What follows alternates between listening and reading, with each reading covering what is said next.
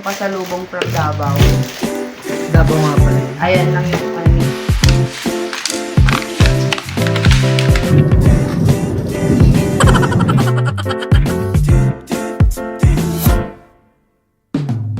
조금 더 가까이 다가와줘.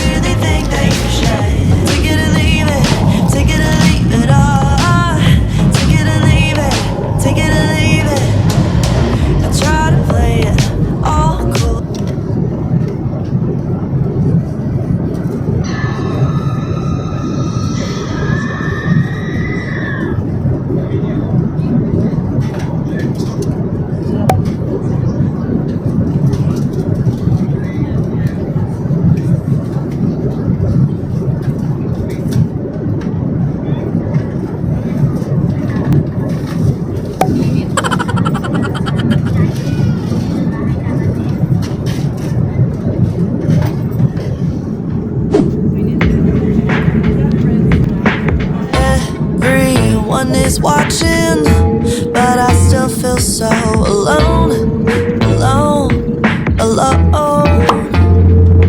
And I've been waiting on a miracle, but by the time it comes, I'll probably be stoned or on my phone.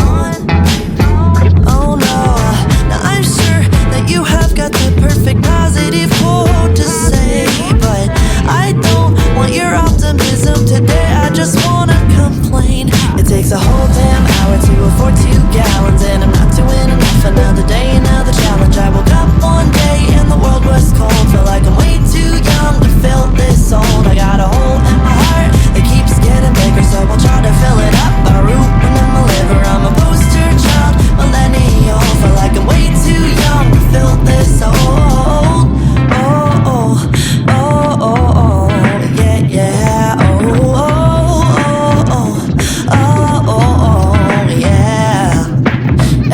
Everyone's invited to this pity party in my head, my head, my head. And I'll cry if I want to, and I want to, but nobody's listening. So I'll just hide away instead, instead. I'm sure that you have got the perfect positive thing to say, but I don't want your optimism today. I just wanna complain. It takes a whole damn hour to afford 2 gallons, and I'm not doing enough. Another day, another challenge. I woke up one day and the world was cold. Feel like I'm way too young to feel this old. I got a hole in my heart that keeps getting bigger, so I'll try to fill it up by rooting in my liver. Keep on trying to do things that require soul. Feel like I'm way too young to feel this old. Oh, oh, oh, oh, oh, yeah, yeah. Dito na kami sa Naiya. Thank God. Thank you sa pilot namin na binaba kami ng maayos kahit gabi, and medyo may mga turbulence. And hindi naman siya gaano malakas. So, yan. Dito na kami. Nag-aantay na lang kami ng Grab, guys. Pag si Papa magpakontak ng Grab driver para mabilis kaming makauwi. P-tax din kami bababa. Antay na lang kami ng Grab. So, guys, dumating na kami sa bahay. Nagligpit na rin ako. Pagod na ako. Pawis na ako. Naglinis na ako sa labas kasi grabe yung naabutan namin kay Marikit. Tapos ito, ginagawa ko, yung mga hinahati ko kasi yung pasalubong kasi yung budget lang tayo. So, ito nilalagay ko na lang siya sa aming lalagyan. Amin na lang itong mga parang durog. Ito yung pasalubong namin para may pangalan naman kila mama. Actually, ano to eh, apat na piraso yan, so tigalawa kami. Ito yung kanya yung hindi gaano durog. Ayan, nagay natin dito guys. Siguro lagay ko na lang din yung ibang mga pasalubong natin dito kasi ay hindi dito na lang siya. Kaya mo lang. Ayan. Ito meron din kami parang ano, itong mangosteen siya na tart. Ano mangustin? Itong durian na special durian na candy. Itong otap na ano, ginawasan namin, tatlo favorite ko kasi. Itong pinasugbo na special, hatiin namin to para naman share naman yung blessing ko. Ayun lang. Tapos ito yung sa amin. At saka, eto. Ayun, nilagay dito sa lagay ng peanut butter. Ayun lang guys. Butikman lang yung pasalubong from Davao. Davao nga pala yun. Ayan lang yung aming nabili. Kasi, alam niyo na budget. Next time, mas madami ng pasalubong para sa in-law. Ayan lang yung kaya natin for now. Ngayon, happy natin ito. So, yun lang. Pupunta na namin yung bata. Excited na ako makita yung bata. Naglinis-linis na kami dito para naman malinis na pagdating ng mga bata. So, yun lang guys. Bye! Kain tayo nito. Pero hatiin ko nga to. So, good morning guys. Ayun yung hair natin. Ayun na nga no, na-detect ko guys na meron pala akong, gusto ko yung kwento na na-detect ko na meron pala akong hypoglycemia once na hindi ako kumain ng maayos. Ang baba ng, ano ko, nag-check kami kahapon, yung mmol/L ba yun? Na, sa ano, blood sugar test na nabili ni Papa sa, mura lang yun guys. Lazada ba? Tapos, yung sa 300 test lang siya. Oopsie, lahat sila normal. Pero syempre, kailangan pa rin laging i-check yung sarili mo kasi hindi naman everyday siguro. Pero sa akin talaga guys, kaming dalawa ni Papa, pares kaming kinain. Nag-hot chocolate ako and of course, konting yung pasalubong. Yung parang, akala ko apa, yun pala, kasaba pala yun. Yung bilog na nakita niyo sa mga pasalubong namin. Yun ang kinain lang namin nung una. Tapos nag-check kami ni Papa ng aming blood sugar dun sa bahay nila, dun sa bahay ng kanyang mother. At yun na nga, nakita ko na ako lang yung may hypo. Si Papa, okay pa, normal pa. Sa akin talaga is mabot ng 3.9.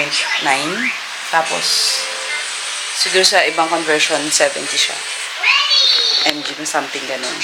Tapos si Adi ngayon, is kumakain na.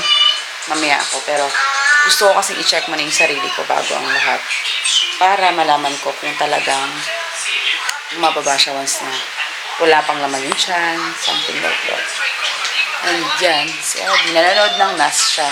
Pinapanood ko na lang siya. Kumakain siya ngayon ng cereals na nabili namin dun sa SNR. Yung fit ba yun? Not sure kung pwede, pero alam ko pwede naman siguro yun. Ano naman yan cereals na favorite niya kasi yung blueberries, mga ganon, cranberry. Same kami. So yan, pinakain ko siya. Sarap siya. And healthy pa, diba? So nilagyan ko na ng konting milk. Tapos later naman, pag gutom pa siya, bibigyan ko siya ng gatas niya kasi kailangan niya pa rin mag-gatas. So, nanonood lang ako ng vlogs. Ngayon, pahinga-pahinga kasi later guys, ay papa-enroll na tayo. So, sasamahan niyo kami magpa-enroll. Sensya nila yung bahay niyo dyan. Ayan, maliit naming bodega yan. Pero inaayos ko yan once every after 2 weeks kasi gusto ko siyang laging maayos kasi minsan nakakalimutan ko na siya kapag hindi ko naayos. So, maglalagay na ako ng schedule sa sarili ko na kailangan maayos yun kasi yan lang naman yung maliit namin bodega dito. And sa labas. Ayan, yung bodega naman doon hindi ko kailangan galawin kasi nga, ang hirap pag bibigat siya. And yun na nga guys, no, nandun kami sa province. Hindi ako masyado naka-vlog kasi nahihilo kasi ako agad. Konting galaw lang, parang feeling ko lightheaded ako, tapos nagsuka pa ako nun. Sobrang sakit ng ulo. Tapos, tinry ko kasi hindi kumain ng kanin sa gabi. Kinabukasan, bagsak yung, parang feeling ko hindi ko na maangat yung ulo. Kasi nga, sobrang hilo. Buti nga, sabi ni Papa, yung father-in-law ko na, buti na lang hindi ako bumabagsak talaga yung as inahihilo talagang bagsak. Sabi ko, kinakaya ko. Kasi minsan dinadahan-dahan ko na lang kumilos. Kasi baka bigla na naman akong mahilo. Pero ayaw ko yung matutumba ako guys. Yung as in, wala na talagang wala nang malay. Yun yung kinakatakot ko. Kaya hanggat maaari, dahan-dahan lang. Tapos yun. Yun na yung kwento ko muna. Nakakatawa kahapon, hindi ko na-vlog. Kasi pumunta nga kami din sa bahay na mama. Nandun yung mga bata, diba? So, wait lang, anak, hinahanakan ko. Ayan. So, nung dumating na kami sa bahay nila mama, nandun sa tabi si Adi. Si Jillian naman kumakain na at that time. Niyakap ako ni Jillian agad-agad. Tapos nakita ko yung reaction ni Adi. Nagulat talaga. Sabi ni Papa, nagulat siya. Na parang napangiti siyang gano'n. Nagulat siya. Tapos sabi ko, na-miss? Opo. Parang as in, sobrang nagulat siya na hindi niya alam kung anong magiging reaction niya na parang napabag. Ganun siya. No, na-miss mo, mama. Ay, gutom na gutom. You want more? Kulang kasi. Oh. So, yun guys. Kailangan ko talaga mag-monitor. Lahat sila, tinest ko na rin siya. Pwede ata. Not sure guys, tanong nyo na lang sa mga doktor. Pero sa akin, sinek ko na lang si ate. And, normal silang lahat. Si ate, lahat sila dun sa bahay ng in-laws ko. So, yun lang. Papakain ko muna si Adi. And, pupunta kayo mamaya sa school. Siguro mga 9 to 3 naman daw yung enrollment. Si Adi din pala i-enroll na rin.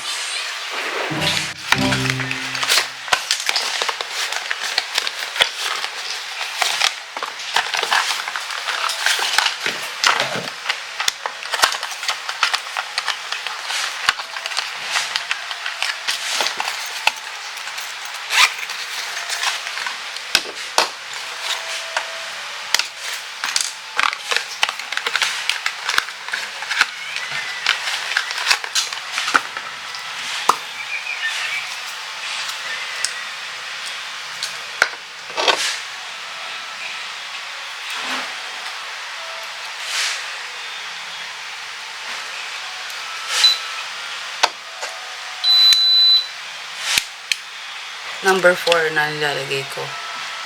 Hindi ko alam kung kita, pero number 4 yan. Para mas mabilis.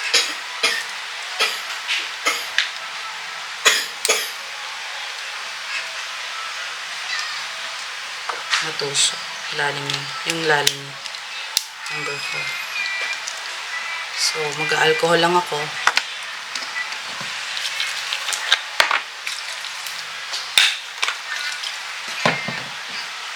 Kuha lang ako ng maliit na tissue dito sa gilid.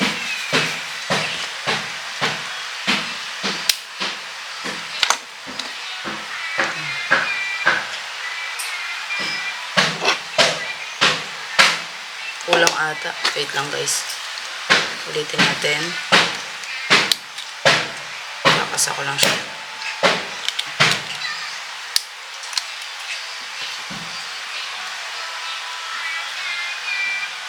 Dito siguro.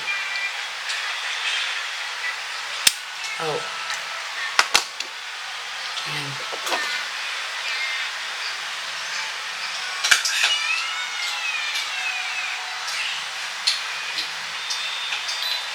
Ayan, nagbabasa na siya.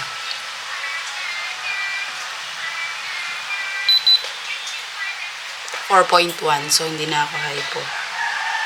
So in fairness ha, nung nakaraan hypo ako kasi nga, kaya ang ginawa ko kahapon, ayan, kwento ko lang, kaya siguro di na rin siya naging hypo kasi kumakain na rin ako kahit papan ng rice. Bumagsak talaga ako dun sa probinsya kasi talaga hindi ako masyadong kumakain. Bumagsak yung katawan ko. So yun.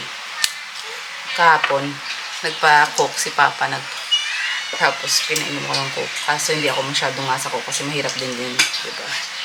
Kaya, ayan, 4.1 na yung ko ngayong araw. Fasting na yan, ha. So, di pa ako makain yan. Ibig sabihin, nasa normal na rin na range ng aking blood sugar. So, ayan, lagi lang siyang bantayan. Kapag lightheaded ako, siguro kailangan ko talagang dala-dala rin to. Or if ever man, nasa labas, kahit pa paano, kang ready. Kasi ito sa bahay lang ito. Ayan, kapag ano din yung nararamdaman ng mga in-laws ko kasi hindi natin alam yung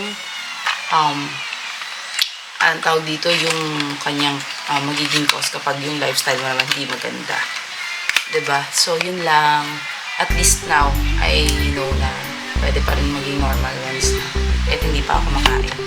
Ibig sabihin, kailangan ko lang talaga siyang i-maintain yung kanyang sugar ko, yung kanyang yung pagkain ng kahit paano mo ng carbs. So, hindi na mawawala sa akin si rice. Huwag lang sobra, baka mamaya kasi bigla naman siyang tumas. Kailangan mo talaga i-control yung sarili mo or bantayan yung sarili mo kasi that's the reason kasi kapag hindi mo binantayan yung blood sugar mo, pwede siya magkakaroon ng pre-diabetes or type 2 diabetes. Kaya yun, iniingatan ko rin yung sarili ko kasi kailangan pa ako mga bata and as a mother and as a wife. Ayun. So yun lang, thank you for watching guys.